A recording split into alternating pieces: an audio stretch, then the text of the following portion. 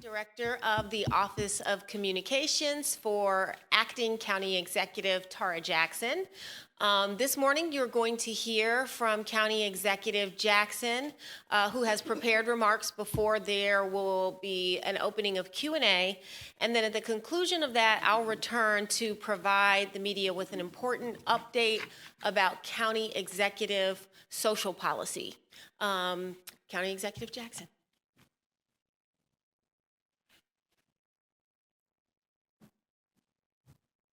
Morning.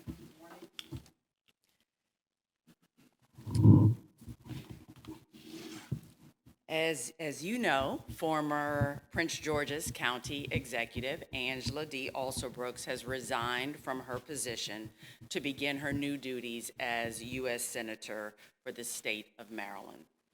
And pursuant to the county charter, I, as the Chief Administrative Officer, will assume the role of acting county executive. On behalf of all Prince Georgians, I do want to say thank you to County Executive Alsobrooks, Senator-Elect Alsobrooks, for her service and her unwavering dedication and commitment to Prince George's County. Her vision and her commitment has truly changed our community, leaving a lasting legacy of progress and opportunity for all Prince Georgians. I have known Senator-Elect Alsobrooks since law school. We attended University of Maryland Law School together, and then we went on to the state's attorney's office. We were there and served together, and then the county executive office. I have worked for her and with her, and I can tell you that I am a better leader because of that. I may be new to the position of county executive, but I have a long-standing dedication to this county. I have been in public service for almost 20 years, and I have always had one focus, and that is to do the right thing. I've been committed to leading with principle, serving with integrity, and maximizing community impact. I'm a person whose faith in God and values directs me and motivates me. I have been committed to public service since I graduated from the University of Maryland Law School, and I started, as I've already mentioned, as a line prosecutor in the state's attorney's office. The commitment to public service stayed with me as I worked in private practice and then moved on to principal deputy, came back to the state's attorney's office and was appointed principal deputy state's attorney. I then went on to serve the county as county deputy attorney, where I provided legal counsel to various government agencies. I really learned the government in that role and helped manage the administration of the county attorney's office. I have carried the commitment of public service and work ethic with me when I went on to become the Deputy Chief Administrative Officer for Government Operations under County Executive Alsobrooks, helping to streamline county operations and enhance public service delivery. My commitment to public service and hard work has been the foundation of my time as CAO, where I also served as a special advisor to County Executive Alsobrooks and provided her counsel on difficult policy and fiscal matters, and led the administrative operations of the executive branch of this government. As CAO, I have been fortunate to collaborate with very talented leaders in this government who were also dedicated to a stronger Prince George's County. I have had opportunities to empower others that have the same spirit of service and hard work as I do. Bringing together people with shared goals has kept our community grounded through very challenging times like the COVID-19 pandemic. It seems so long ago, yet it's not. My desire to serve the public well has helped guide me through unprecedented times and helped me to lead efforts to transition our county workforce during the pandemic to remote operations, establish vaccination centers, and manage federal relief funds with fiscal responsibility. So as I take on this role of acting county executive, my commitment to public service and hard work remains the same. To do my commitment to do the right thing on behalf of Prince George's County and our residents. My desire to work with anyone who shares that same vision. I pledge to continue to prioritize resident services, to optimize government efficiencies, and to further the priorities of the prior administration, the Alsobrooks administration. I'm dedicated to working with council during this period of transition to maintain fiscal responsibility. And with that, I'll answer any questions that you may have.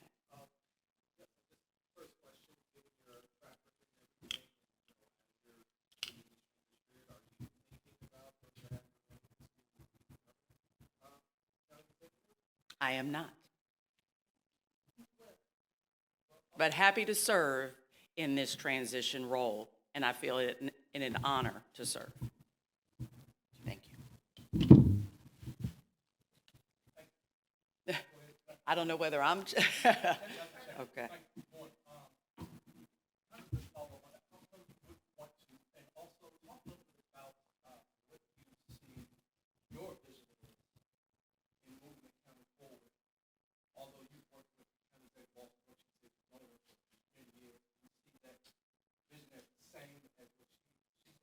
Well, because I'm appointed in this role and have taken on this role pursuant to the charter, I see my vision is a little different, and I believe that I'm here to maintain the stability of the government and to help us transition smoothly when a new county executive is elected. So you don't see changing any policies or anything like that? Same question, Jason. You got a 10-minute left? I do have, yes. What's your guiding principle going to be for that? Well, fiscal responsibility. We are certainly in challenging economic times. You all have heard from the state.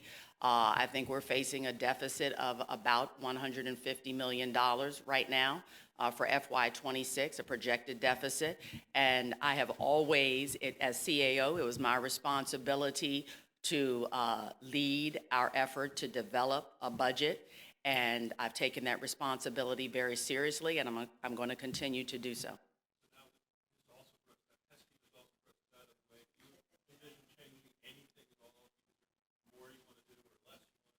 When you say changing anything at all, you know. Any priorities, anything different than what we've seen over the last.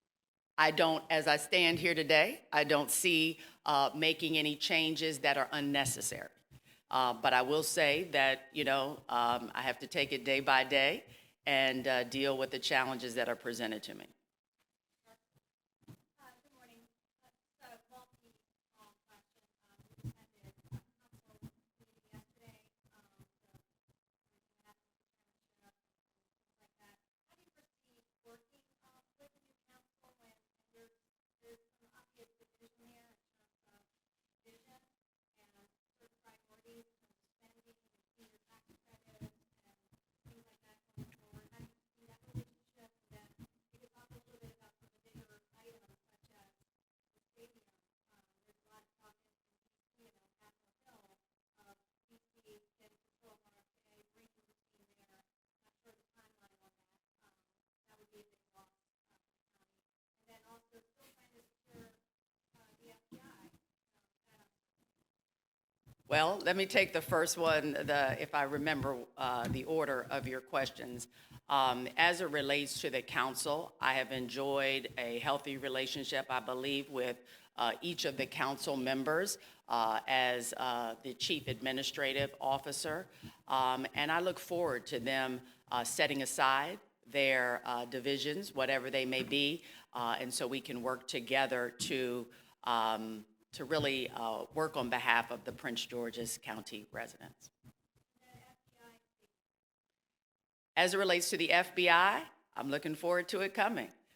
We're planning. Our economic development team continues to plan. There was a process, I think probably about a 10-year process, and we were successful at the end of that process. And so I'm hopeful that the FBI will come to Prince George's County. I'm looking forward to it coming to Prince George's County, and we're going to continue to prepare.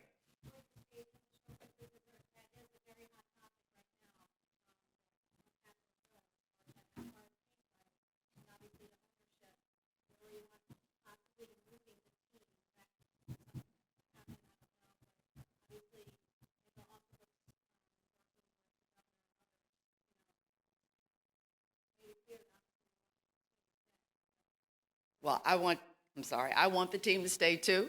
I am a lifelong Prince Georgian, grew up rooting for the Commanders, have been in stadium in the District of Columbia, as well as certainly our stadium here. I think we have the better site. I think that we can provide more opportunity in terms of development. But the Commanders owners certainly will make their choice, and we will continue to prioritize that area. It's an important area to the county, and we have every plan, we have every intention on continuing to revitalize that area.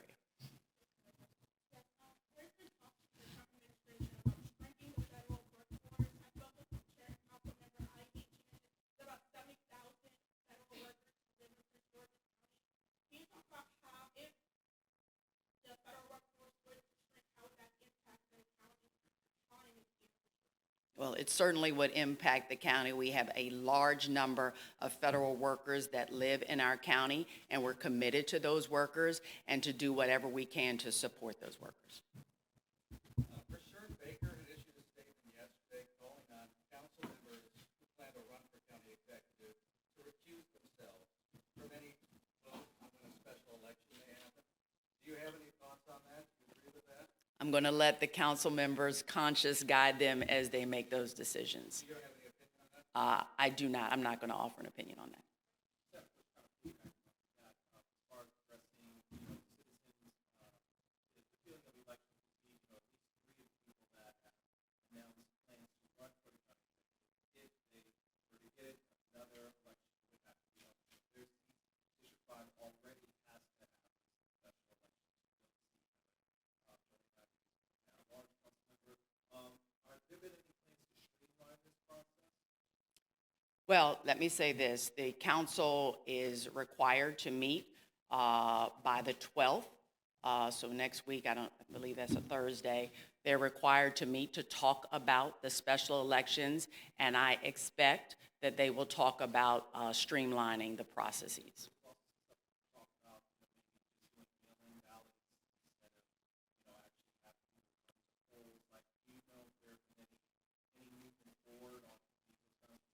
I know that our local board of elections and the state are collaborating and working through whatever process that they believe will be most efficient, and they certainly will be having conversations with council and recommending a process.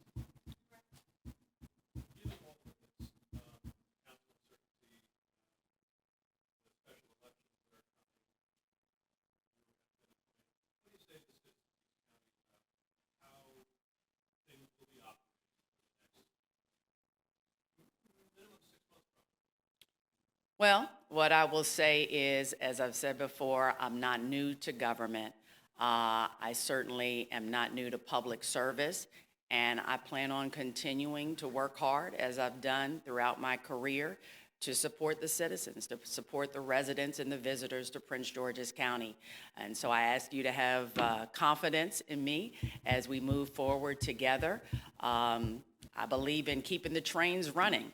And that means, trash is still picked up. If we get snow on Thursday, then snow is removed quickly, and I pledge to do that for whatever time I have in this office.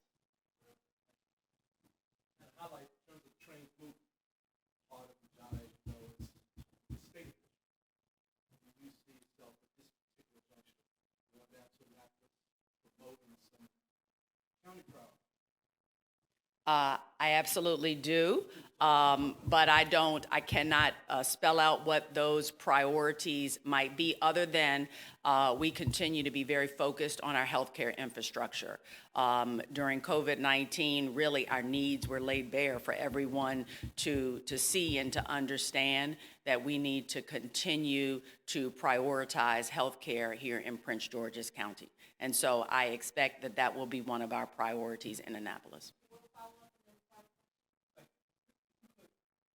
Expand a little bit about what type of healthcare you can see. Well, when you say what type of health care, In terms of looking for more funding for mental health services, helping to bring nurses. yeah, absolutely more funding. I believe that Prince George's in the past has been underfunded as it relates to health care. But with that being said, our residents deserve primary care, to be able to go see a doctor that is in Prince George's County and to not have to travel to other counties to have their needs serviced and their needs met. You know, we've got some needs that we want to partner with our hospitals on.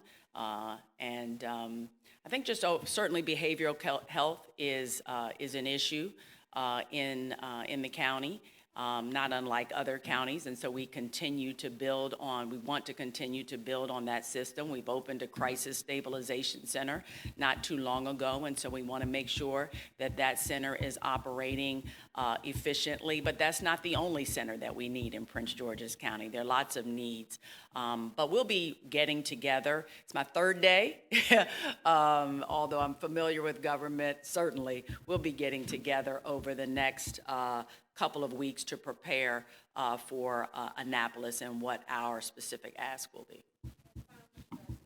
Okay, so any idea how long, because there's all kinds of projections in terms of how long this process is going to take, and what's next for you? Once you do this job, what will be next for you, and do you have any aspirations?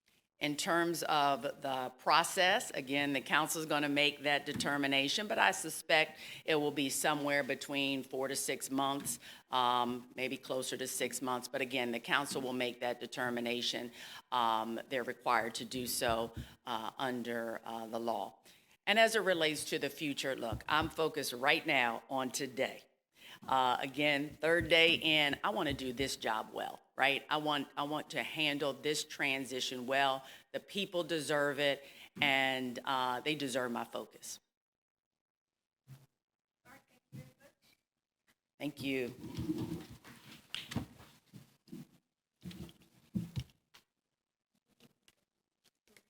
Oh, that's right.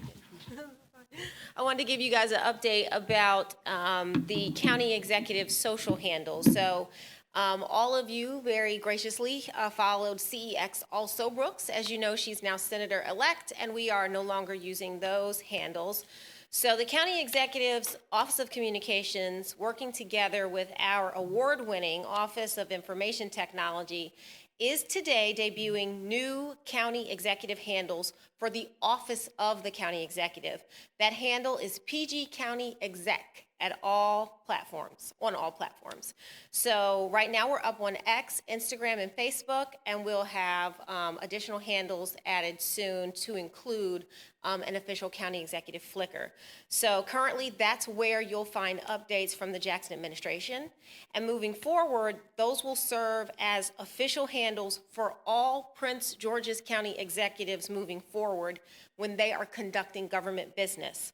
This approach aligns with state and federal best practices for public office holders. So these accounts will remain with the county regardless of who holds the office, ensuring enhanced security, seamless transitions between administrations, and comprehensive archival of each administration's work.